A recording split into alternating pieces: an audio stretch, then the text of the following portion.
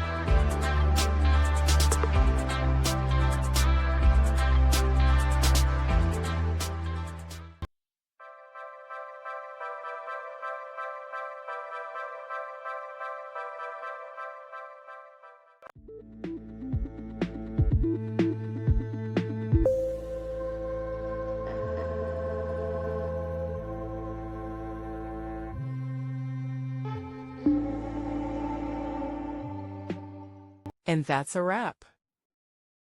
I hope you found the answer you were looking for. If you did, take a second to hit that subscribe button. It really helps out.